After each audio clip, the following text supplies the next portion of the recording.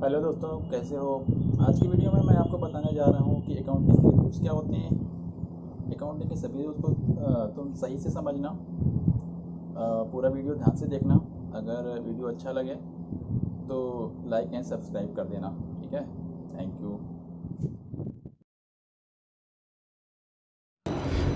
Hello friend, accounting के 3 important rules होते हैं जो मैं तुम्हें आज बताने वाला हूँ।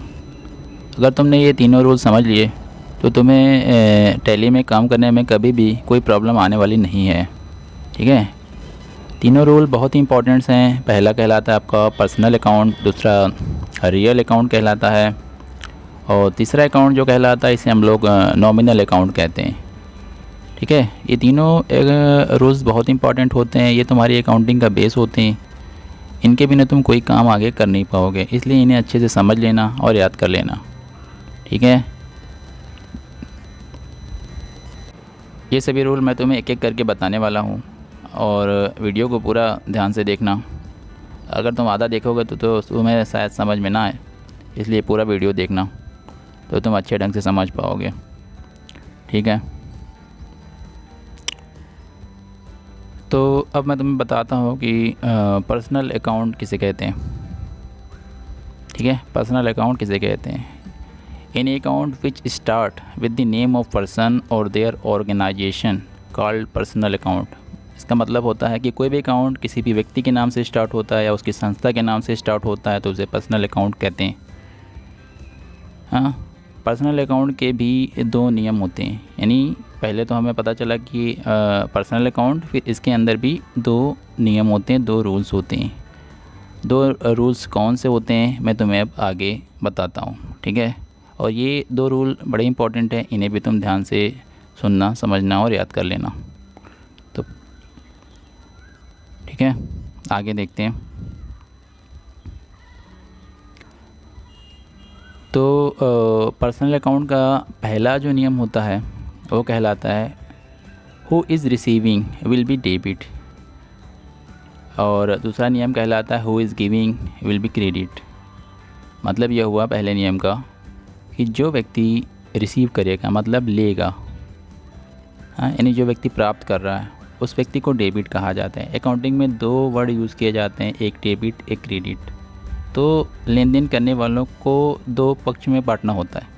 तो जो लेगा वो डेबिट और जो देगा वो क्रेडिट। जैसे कि एग्ज़ाम्पल, किसी भी व्यक्ति का नाम आ सकता है। रवि व्यक्ति का नाम है, आमिर XYZ कोई भी कंपनी संस्था होती है। अकाउंट को हम A/CB लिख सकते हैं। ठीक है, तो किसी भी व्यक्ति का नाम या संस्था का नाम आता है तो उसे हम पर्सनल अकाउंट कहते हैं। ठीक, अब हम आगे चलते हैं। अब हम समझेंगे दूसरा अकाउंट जिसे कि हम रियल अकाउंट कहते हैं। यानी रियल अकाउंट क्या होता है, व्हाट इज़ रियल अकाउंट।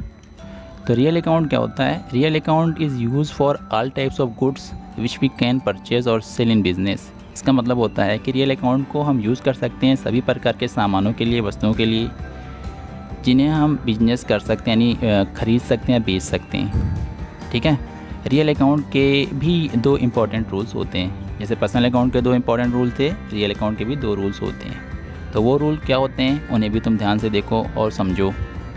ठीक है, किसी भी वस्तु से संबंधित होता है रियल अकाउंट। एक बात हमेशा याद रखना, व्यक्ति संबंधित होता है तो पर्सनल अकाउंट, वस्तु संबंधित होता है तो रियल अकाउंट। ठीक है, तो हम आगे अब देखते हैं।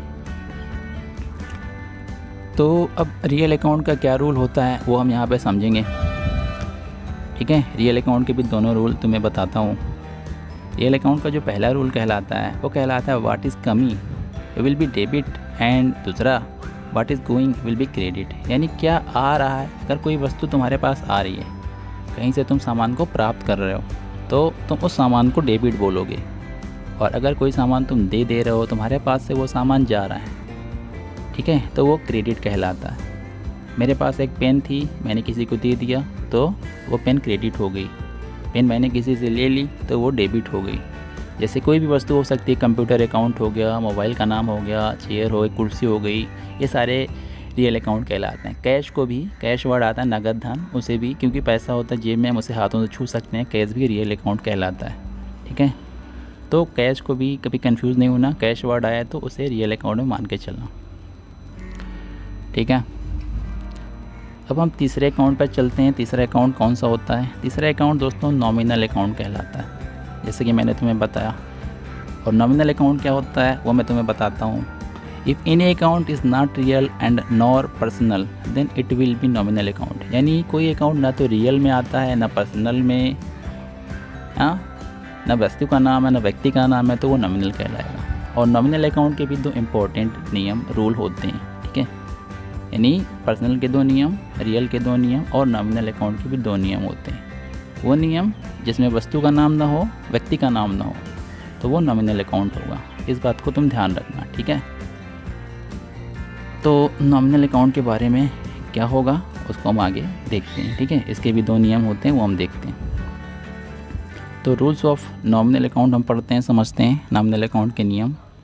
नॉमिनल अकाउंट का जो पहला नियम है वो कहलाता है all types of expenses and loss will be debit. और दूसरा नियम all types of incomes and profit will be credit.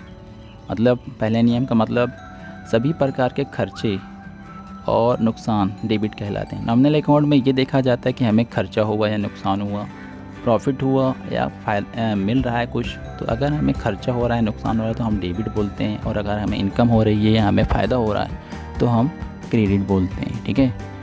Example इसके जैसे हैं रेंट, किराया हो गया, परचेस हो गया, सेल हो गया। देखो ये जितने भी एग्जाम्पल, लेकिन मैं किसी व्यक्ति का नाम नहीं, ना किसी वस्तु का नाम, केवल एक आभास हो रहा है खर्चे का या फ़ायदे का, ठीक है।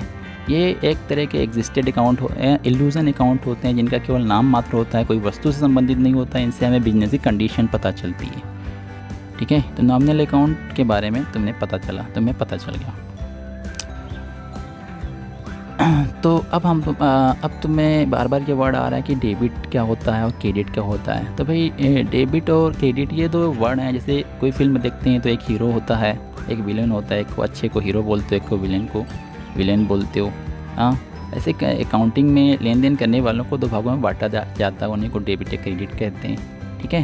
तो ये एक तरह का वर्ड होता है जो आइडेंटिफाई करता है कि कौन लेने वाला, कौन देने वाला, कहाँ नफ़ा नुकसान हुआ, क्या आ रहा है, क्या जा रहा है। तो डेबिट को हम DR भी लिख सकते हैं दोस्तों, और क्रेडिट को हम CR भी लिखते हैं। आगे चल के जब मैं लिखूँगा अगले चैप्टर्स में तो वहाँ पर डेबिट को मैं DR बोलूँगा, तो DR मैंने डेबिट समझना, CR लिखा है तो क्रेडिट समझना, ठीक है। तो डेबिट और क्रेडिट इन दोनों वर्ड को भी अच्छे से समझ लेना। तो आज बस इतना ही, ठीक है। Thank you.